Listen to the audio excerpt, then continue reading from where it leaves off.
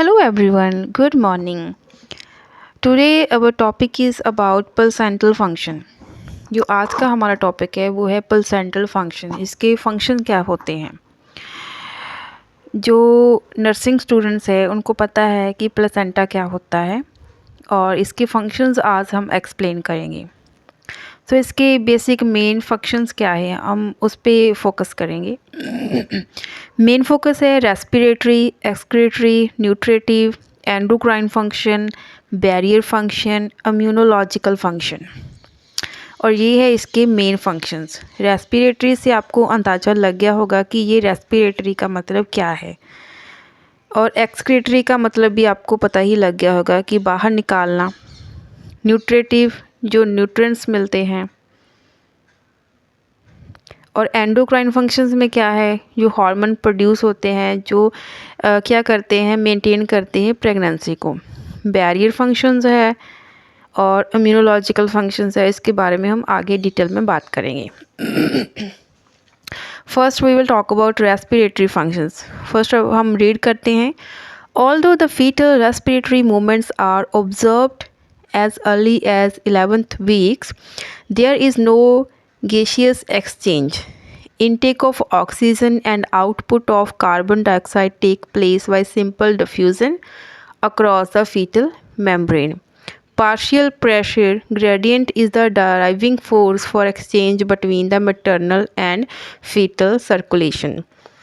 The oxygen supply to the fetus is at the rate of 8 ml kg mint, and this is achieved with cold blood flow of 165 to 330 ml minimum mint.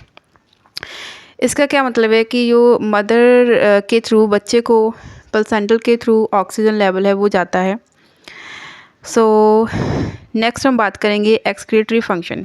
इसमें क्या होता है, waste products from the fetus such a urea, uric acid and creatinine are excreted in the maternal blood by simple diffusion. जो waste product होते हैं बच्चे के, जो वेस्ट प्रोडक्ट होते हैं जैसे कि urea, uric acid and creatinine, वो बाहर निकलते हैं मदर के थ्रू. किस रूट के द्वारा निकलते हैं, वो मैटरनल ब्लड. आगे हम बात करते हैं nutritive function. The fetus obtain its nutrients from the maternal blood, and when the diet is inadequate, then only depletion of maternal tissue storage occurs.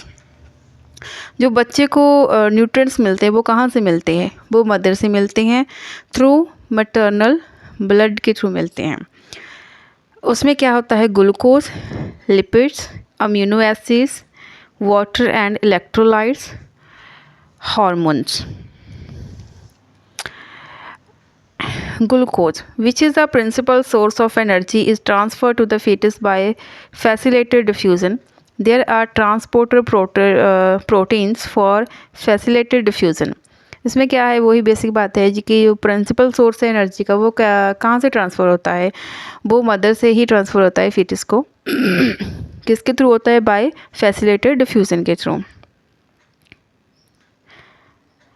उसके बाद हम बात करते हैं लिपिड्स के बारे में. Lipids for fetal growth and development are transferred across the fetal membrane और सिंथेसाइज्ड इन द फीटस. वो जो फीटल मेम्ब्रेन होती है उसके थ्रू जो लिपिड्स होते हैं वो ट्रांसफ़र होते हैं, क्योंकि ये लिपिड्स इंपॉर्टेंट होते हैं फीटल के ग्रोथ के लिए और उसके डेवलपमेंट के लिए. आगे हम बात करते हैं अमीनो एसिड की. Amino acids are transferred by active transport through enzymatic mechanism. Amino acid concentration is higher in the fetal blood than in the maternal blood. Some proteins cross by the process of endocytosis. Fetal proteins are synthesized from the transferred amino acid and the level is lower than in mother. वही same बात है कि ये जो सारी चीज़ें हैं, glucose हो गया, लिपिड्स हो गए, अमीनो एसिड्स हो गया, और इसी तरह वाटर और इलेक्ट्रोलाइट्स, ये भी सब मदर के थ्रू ही बच्चे को जाते हैं. वो जाते कहते हैं प्लेसेंटा के थ्रू. आगे है एंजाइमेटिक फंक्शन, बैरियर फंक्शन.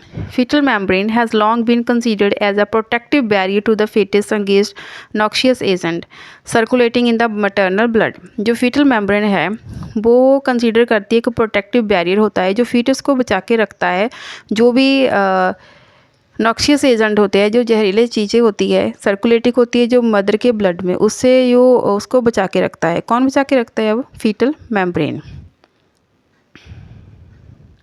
इसमें बहुत सारी बात की गई है। आगे आ गया immunological function. The fetus and the placenta contain parentally determined antigens which are foreign to the mother. In spite of these, there is no evidence of graft rejection. Placenta probably offer immunological protection against rejection. Immunity मिलती है बच्चे को। आप read कर सकते हैं। Placental hormones, proteins, early pregnancy factor. There is a shift of maternal response from cell-mediated decidual neutral killer cells and trophoblast HLA class 1 molecules interact. ये सब डीपली बातें। आपको जो सिंपल चीज़ ये लिखनी है कि इम्यूनोलॉजिकल फंक्शन है वो कैसे मिलता है।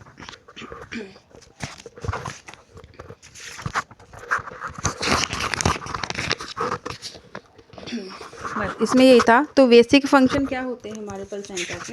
तो यही है कि respiratory, excretory, nutritive, barrier functions है, इम्यूनोलॉजिकल फंक्शंस है। सो हमारे जो जीएनएम के थर्ड ईयर के है, जो आगे एग्ज़ाम आने वाले, उसमें ये क्वेश्चन बहुत ज़्यादा इंपॉर्टेंट है और इसको आपको करना ही करना है। वैसे तो बेसिक चीज़ें हमें पता ही होती है, बट फिर भी हमें इसको पढ़ने की ज़रूरत होती है, इसको याद करने की ज़रूरत होती है। और बेसिक चीज़ें जब हम पता होगी तो हमने मार्क्स से वो हम अच्छे अटैम्प्ट कर सकते हैं। सो अगर आपको कुछ भी समझना हो तो आप मुझे कमेंट सेक्शन में कमेंट कर सकते हैं। Thank you.